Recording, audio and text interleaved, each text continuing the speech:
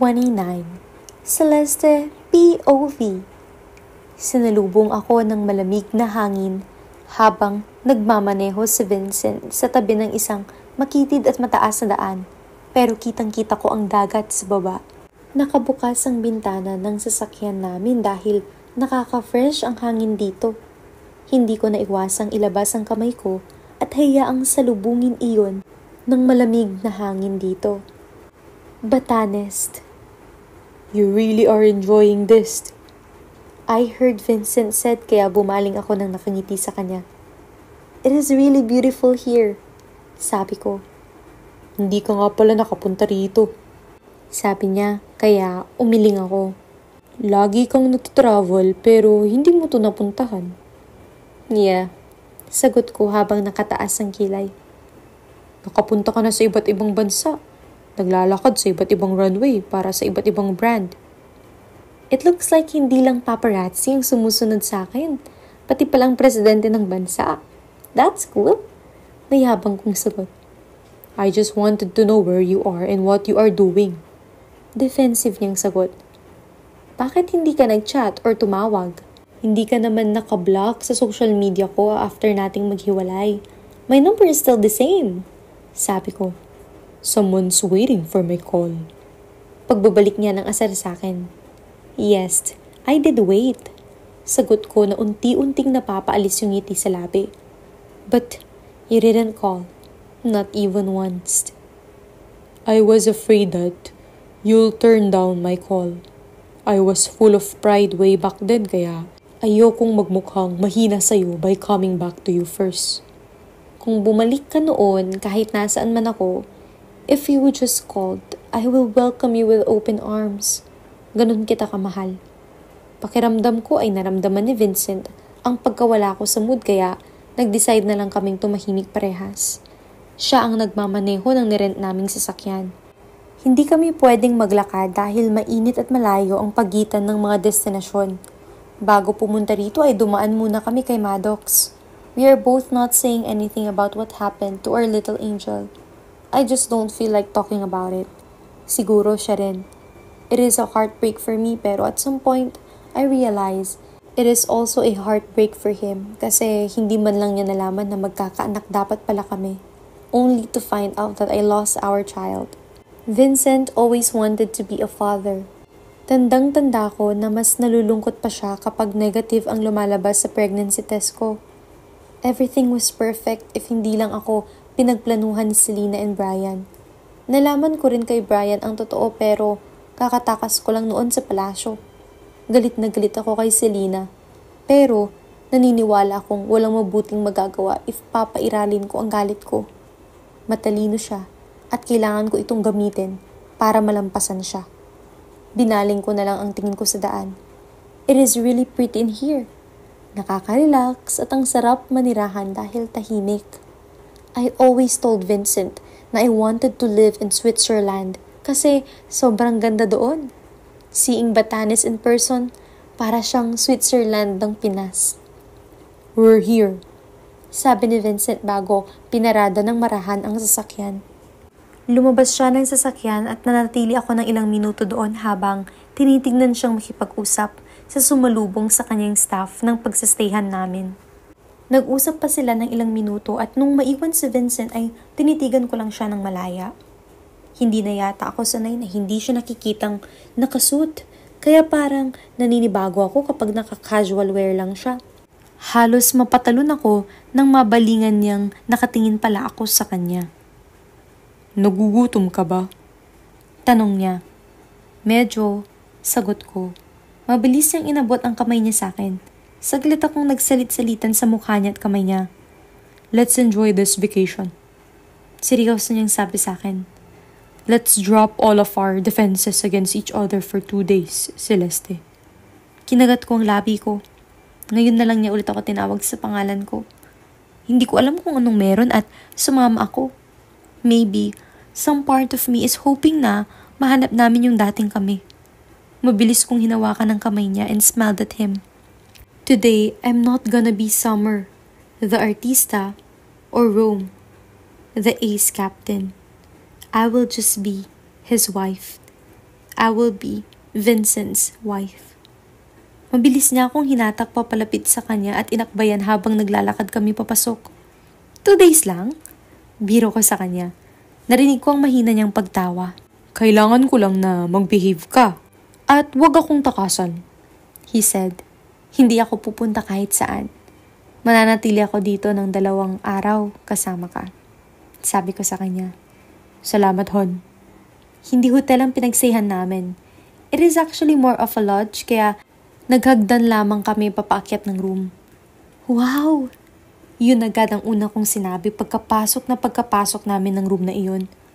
Para siyang bahay kubo style, pero may aircon at ang pinakamaganda ay may balcony at ito mula rito ay kitang-kita mo ang dagat. Mabilis kong binalingan si Vincent nang ma-realize kong iisa lang ang kama. Dito ka rin? I asked him. Ayaw mo? Tanong niya pabalik. Hindi naman sa hindi ako sanay matulog na may kasamang lalaki. I usually stay and sleep in the same tent with the Ace team, pero this is Vincent. Magkasama kami sa isang kwarto bilang magkasawa talaga years ago. Years! Hindi ko nang halos matandaan what it feels like to have somebody to sleep beside me. I'm just kidding. Inuupahan ko ang kwarto sa tabi nito. Seryoso? Tumango-tango siya. Hinatid lang kita. Magpalit ka na muna then let's stroll around the town and eat. Sabi niya at iniwan ako ng mag-isa sa kwarto. Ang ganda na rito eh. Bakit kasi? Nag-stutter pa ako. Hindi ko naman gustong hindi siya kasama. I was just surprised. Umalis na tuloy. Teka, bakit pa nang hihinayang ako? Ba't ko ba iniisip to? OMG! Nagpalit na lang ako ng white flowy dress at nagsuot ng puting flip-flops. Kusang umikot ang mata ko nang makita ko ang mga pinabaong damit sa akin ni Pam. Seriously, Pamela? Puro lingerie? Mas kumunot ang noo ko nang mabasa ko ang message niya. Ako lang ba? Or may iba siyang tinutukoy sa pasalubong? Celeste. Tawag sa akin ni Vincent sa labas kaya tumayo na ako at lumabas. Saglit niya akong tinitigan nang makalabas ako. You're beautiful. Nginitian ko siya. Nasanay ka lang na naka-army uniform ako. Sabi ko. Lagi kang magandahan. Bolero. Let's go. He said. Pero nagulat ako nang hawakan niyang kamay ko at hindi na iyon bitawan. Parehas lang kaming naka-shades habang naglalakad kami sa bayan. May mga nadaanan kaming mga bilihan ng souvenir kaya huminto muna kami rito. I'll pay. He said. Hindi na ako nagpamulit pa dahil kilala ko si Vincent at isa pa, mayaman naman siya. Nakalimutan kong hindi ka lang pala presidente. Multi-billionaire ka nga pala. Who's talking now? Sabi niya tumawa. Alam na ng lahat. Sagot ko. Nagibit balikat lang siya. Kumusta ang kumpanya mo? Tanong ko. Grayson's Corp? It's all good. Cool niya na lang na sinabi habang tumitingin ng pasalubong na kutkutin. Wow, paano mo na ipagsasabay? Hindi madaling maging presidente. Presidente ng bansa at ng sarili mong kumpanya. If you think it's hard, why don't you help me out, Madam President? Sabi niya bago bumaling ng nakangiti sa akin. Run the company for me. Akala mo nag-utos ka lang magpabili ng suka sa akin, no? Company yun. Ano bang alam ko dun? Sabi ko, although may idea naman talaga ako. You'll do just fine. Pero if you're asking, I have my representatives who help me on managing the company while I am running the whole country. Sagot niya. Tumango-tango na lang ako. Ito yung akin. Sabi ko as I handed over yung mga napili ko. Ayan, Pam. Kainin mo lahat ng pinamili ko. Pasalubong pala ha.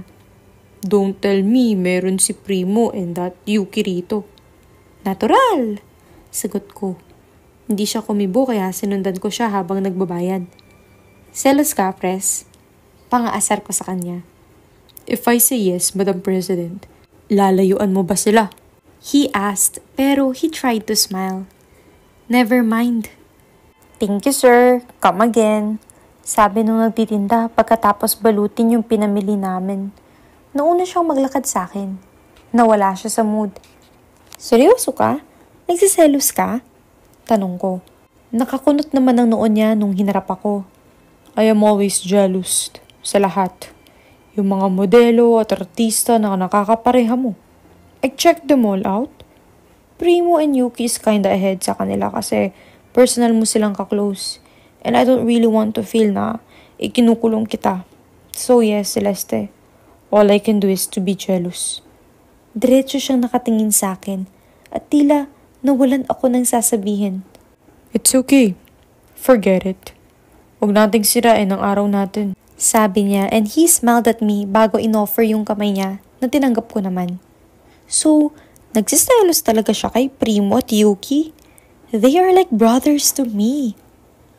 Grabe, sobrang nabusog ako dun. Sabi ko while we are sitting in the balcony. Madilim ang paligid at kitang-kita ko ang nagkikislapang bituin. Malamig din dahil gabi na. Paraisong Batanes, I want to live here. Alam mo, gusto ko rito tumira. Ikaw, saan mo gustong tumira? Tanong ko. Nilingon niya ako before he smiled. Kung saan mo gustong tumira? Plain niyang sagot. Anywhere will do. As long as I am with you. Asus, sabi ko. Dumiretso siya ng tingin kaya ang side feature niya lang ang nakikita ko. Ilang taon na pero mas gumuwapo lang siya. Mas na-define ang jawline niya at mas naging seryoso ang dating facial feature niya. Totoong nakaka-intimidate ang itsura niya lalo na sa malapitan. I never got a chance to sincerely apologize. Sabi niya nang hindi humaharap sa akin. Para saan? For leaving you and Maddox. Kusa akong napaharap sa kawalan. Rinig na rinig ko ang paghampas ng dagat sa pampang. I felt a huge lump on my throat. Parang kahit matagal na nangyari ay nahihirapan akong pag-usapan parati ang pagkawala ng anak namin. Matagal na yun, sagot ko. Ito ay talagang isang masakit na alaala. Noong nalaman ko ang tungkol kay Maddox at ang anak ko ay hindi nagkaroon ng pagkakataon na makita ang mundo, I was truly heartbroken. I felt bad and mad at myself because I wasn't there. I was so busy with my dreams and prioritized my pride and ego. Pero, narealize ko na mas mahirap para sa iyo yun. I accused you and left you, just like that. And you had to deal with our child's death. Bumaling siya sa akin. Hinawakan niya ang kamay ko. I just wanted you to know that I cannot correct the past, pero I want you to know na nandito ako ngayon. We can face everything together. Hindi ko na malayang nagbagsakan na ang luha ko. Pero klaro sa paningin ko ang itsura niya. Pain is written in his face nang magtama ang mata namin. Galit na galit ako sa'yo. Gusto kitang sisihin. Kasi pinabayaan mo kami. Kasi ako lang ang mag-isa nung humarap sa lahat. And I was completely destroyed nung nawala si Maddox. I felt like I want to go where our child went. Pero I know there's a bigger plan. And that I should continue living para sa anak natin. Hindi kita nagawang sisihin kasi at some point it was my fault na hindi mo nalaman. Natuwag kasi ako. I'm sorry, hon. I'm sorry to Vincent because nasaktan ako and I didn't care kung nasasaktan ka rin nun.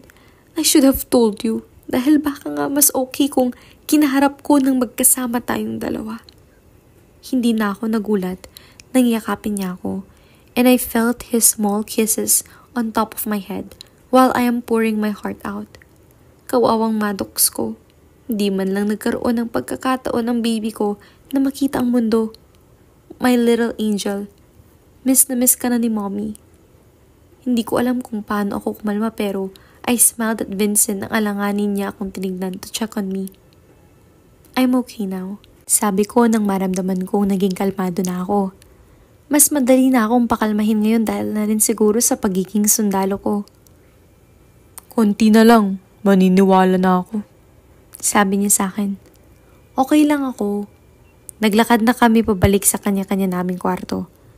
I am really okay. Thank you, Vincent. Sabi ko. Huminto siya at narealize ko lang na nasa tapat na pala ako ng kwarto ko. Okay, Take a rest. Sabi niya at hinawakan saglit ang mukha ko and he smiled at me. I'll see you tomorrow. Yes, see you tomorrow, sabi ko. Let's swim. He added na tinanguan ko. Let's try there. Never mind. Magpahinga ka na. Itinuro niyang pumasok na ako sa loob. Good night, sabi ko at tatalikod na sana pero Celeste, tawag niya sa akin. Damn! I heard him said bago mabilis na lumapit at hinalikan ako. Nagulat ako nung una pero as I've mentioned, I am his wife.